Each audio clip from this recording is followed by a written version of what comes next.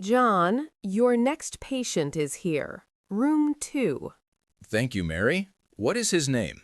His name is Leo. He is 7 years old, and he is very scared. Scared of what? Of the stethoscope. He saw it and started to cry. Oh, I see. That happens a lot with children. What do you want to do? Bring me the stethoscope, please. Here you go. Thank you. Watch this. What are you doing? I am putting it on my own ears first, then I will let him listen to my heart. Oh, that is a great idea. Children feel better when they are not the first one. That is so smart, John. It's a small trick, but it works every time. The little boy is smiling now. He wants to try.